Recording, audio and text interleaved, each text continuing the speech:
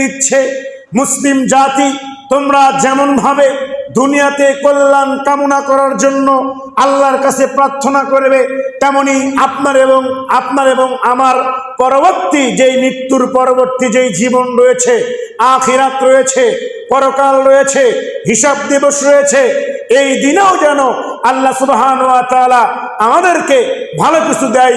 এই জন্য আল্লাহ সুবহানাহু ওয়া তাআলা আপনাকে আমাকে দোয়া করতে বলেছেন। ওয়াকিনা আযাবান নার, এবং আমাদেরকে জাহান্নামের আগুন থেকে আপনি রক্ষা করুন, জাহান্নামের আগুন থেকে আমাদেরকে বাঁচান। তার মানে আল্লাহর লক্ষ্য এবং উদ্দেশ্য হচ্ছে আমি আল্লাহর ইবাদত করব, এবং এই ইবাদতের মাধ্যম দিয়ে পরকালে গিয়ে আপনি এবং আমি আখিরাতে সেই দিনে গিয়ে জাহান্নাম থেকে মুক্তি নিয়ে আমরা জান্নাতে প্রবেশ করব। এই লক্ষ্য এবং উদ্দেশ্য নিয়েই আপনার আমার ইবাদত করা, আপনার আমার কোরআন তেলাওয়াত করা, আপনার আমার সালাত আদায় করা, আপনার আমার দান খয়রাত করা। কিন্তু এগুলো করতে গেলে আপনার আমার রিজিকের প্রয়োজন রয়েছে, খাবারের প্রয়োজন রয়েছে। তাহলে আসুন এবার আমরা রিজিকের সঙ্গে পরিচয় লাভ করি। আমাদের অনেক সময় অনেক টেনশন হয়, আমাদের অনেক সময় অনেক কষ্ট হয়। আমরা কষ্ট করে আমাদের খাবার সংগ্রহ করি, আমাদের রিজিক সংগ্রহ করি।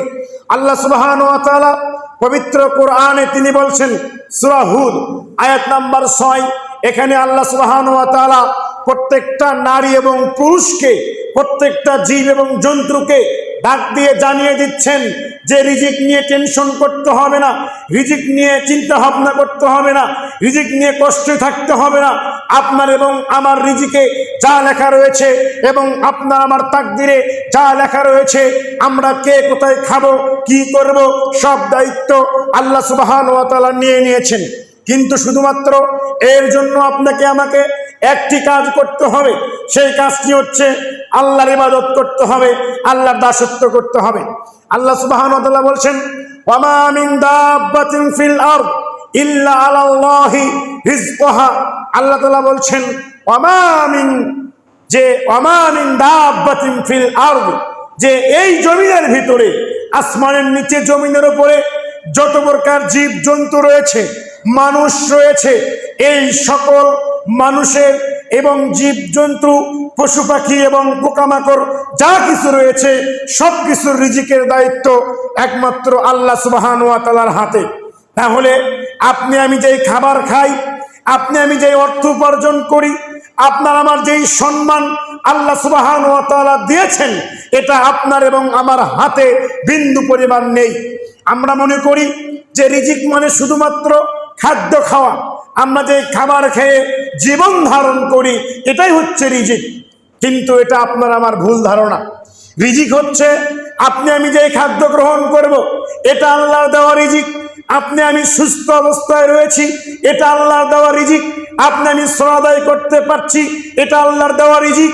আপনি আমি পায়ে হাঁটতে পারছি, চোখ দিয়ে দেখতে পাচ্ছি, মুখ দিয়ে কথা বলতে পারছি, এগুলো আল্লাহ সুবহানাহু ওয়া তাআলার দেওয়া একটা রিজিকের অন্তর্ভুক্ত। আল্লাহ সুবহানাহু ওয়া তাআলা আপনাকে আমাকে সমাজের নেতৃত্ব দেওয়ার সুযোগ দিয়েছেন, এটাও একটা আপনার আমার রিজিকের অন্তর্ভুক্ত। আপনাকে আল্লাহ সুবহানাহু ওয়া তাআলা অনেক বাড়ি করার সুযোগ দিয়েছেন, গাড়ি কেনার সুযোগ দিয়েছেন, টাকা পয়সার সুযোগ দিয়েছেন। আপনাকে ছেলে সন্তান দান করেছে, আপনাকে মেয়ে সন্তান দান করেছে। এই সব কিছুই হচ্ছে আল্লাহ সুবহানাহু ওয়া তাআলার আপনাকে আমাকে দেওয়া রিজিক। তার মানে আমরা বুঝতে পারলাম, আমরা পৃথিবীতে যাই করি না কেন, এই সব কাজগুলোই হচ্ছে আল্লাহর রহমতে, আল্লাহর বরকতে দেওয়া। এই রিজিক হচ্ছে আল্লাহ সুবহানাহু ওয়া তাআলার বিশেষ একটি দান এবং মর্যাদা। তাহলে আমরা এর থেকে বুঝতে পারলাম যে আপনার আমার রিজিকের দায়িত্ব আল্লাহ সুবহানাহু ওয়া তাআলা নিয়ে নিয়েছেন। তারপরেও আপনার আমার টেনশন হয়, আপনার আমার চিন্তা হয় যে আমি বিবাহ করছি, তাকে কি খাওয়াবো, আমার সন্তান রয়েছে, কি খাওয়াবো।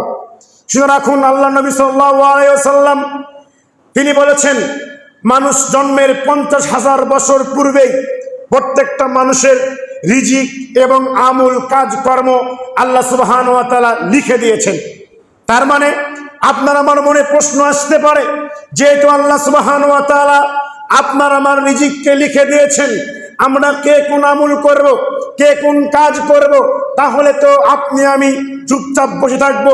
ঘরে বসে থাকলেই তো আমার খাবার চলে আসবে, আমার ইবাদত করা হয়ে যাবে, এমনটি কথা নয়। আল্লাহ সুবহানাহু ওয়া তাআলা যেমন আপনার রিজিকের দায়িত্ব নিয়েছেন, তেমনি আপনাকে এই পৃথিবীতে আপনার রিজিককে অনুসন্ধান করার কথা বলা হয়েছে। সূরা জুমার 10 নম্বর আয়াতে বলছেন, ফাইদা কুদিয়াতিস সালাত ফান্তাশিরু ফিল আরদ ওয়াবতাগু মিন ফাদলিল্লাহ। আল্লাহ তাআলা বলছেন, ফাইদা কুদিয়াতিস সালাত, যখন সালাত শেষ হয়, তার মানে প্রথম আয়াতে আল্লাহ বলছেন ইযা নুদিয়া লিস সালাতি মিন ইয়াউমিল জুমআ। এখানে যদিও জুমার সালাতের কথা উল্লেখ করা হয়েছে, আমরা আমভাবে বলতে পারি সালাত বলতে শুধু জুমার সালাত নয়, প্রত্যেকটা সালাতকেই বোঝানো হয়েছে। অর্থাৎ যেই 5 ওয়াক্ত সালাত আল্লাহ সুবহানাহু ওয়া তাআলা আপনাকে আমাকে ফরজ করে দিয়েছেন, এই প্রত্যেক 5 ওয়াক্ত সালাতটাই আপনাকে আমাকে সময় মতো আউয়াল ওয়াক্তে সঠিক সময়ে আদায় করার জন্য আদেশ দিয়েছেন, নির্দেশ দিয়েছেন। এরপরে যখন সালাত শেষ হয়ে যাবে, ফাইদা কুদিয়াতিস সালাত, প্রথম আয়াতে বলা হয়েছে জুমার সালাতকে কেন্দ্র করে, এর পরবর্তীতে আর কোনো সালাতের কথা উল্লেখ করা হয় নাই। এখানে শুধু বলা হচ্ছে ফাইদা কুদিয়াতিস সালাত, যখন সালাত শেষ হয়ে যায়।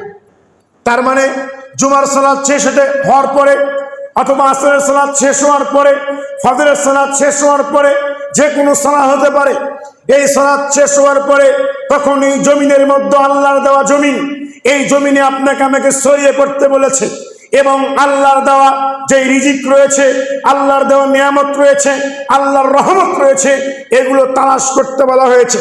তার মানে আমরা এই আয়াত থেকে ওই হাদিসের ব্যাখ্যা বলতে পারি যে আপনি আমি তাকদীরে রয়েছে, এই কথা ভেবে কখনো কোশ্চিন কালেও আপনি আমি বসে থাকতে পারবো না, বা বসে থাকা আমাদের জন্য উচিত নয়।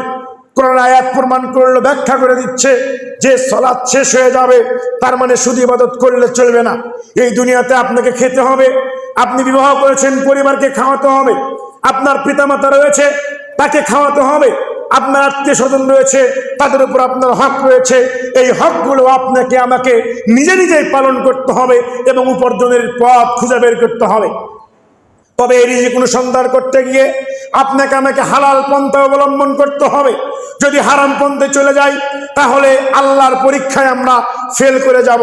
আর যখন আমরা হয়তো কিছু সময়ের জন্য কষ্ট হবে, হয়তো কিছু সময়ের জন্য খাবার একটু নিম্নমানের হবে, হয়তো কিছু সময়ের জন্য আপনার আমার পোশাক নিম্নমানের হবে, কিন্তু হালালকে বেছে নিয়ে যখন রিজিক অনুসন্ধান করব, এটা হচ্ছে আল্লাহর সবচেয়ে বড় পরীক্ষার অন্যতম একটি পরীক্ষা। সম্মানিত উপস্থিতি, আল্লাহ সুবহানাহু ওয়া তাআলা রাসূল তিনি বলছেন, ইয়া ইবাদি, হে আমার বান্দারা, কুল্লুকুম তুজাইউন, তোমরা প্রত্যেককেই ক্ষুধার্ত, ইল্লা মান আতআমতাহু, তবে আমি আল্লাহ রাব্বুল আলামিন যেই ব্যক্তিকে খাবার দেই, এই ব্যক্তি ছাড়া সকলেই ক্ষুধার্ত। তার মানে তারপরে বলছেন ফাস্তাতিমুনি উতইমুকুম, সুতরাং তোমরা আমার কাছে খাবার চাও, আমার কাছে খাদ্য চাও, আমি তোমাদেরকে খাবার খাওয়াবো, আমি তোমাদেরকে খাবার দিব, রিজিক দিব। কুল্লুকুম আরিন, তোমরা প্রত্যেককে হচ্ছে উলঙ্গ, তোমাদের পোশাক নেই, তোমাদের পোশাকের প্রয়োজন, তোমরা আমার কাছে পোশাক চাও, আমি আল্লাহ রাব্বুল আলামিন তোমাদেরকে পোশাক দান করব। তার মানে হাদিস থেকে আমরা বুঝতে পারছি যে আপনাকে যেমন নিজে নিজে উপার্জন করার পথ খুঁজে বাইর করতে হবে, তেমনি এর পাশাপাশি সালাতের পরে, নামাজের পরে এই রিজিকের জন্য আল্লাহর কাছে দোয়া করতে হবে। আল্লাহকে দোয়া করতে হবে। কিভাবে দোয়া করবেন?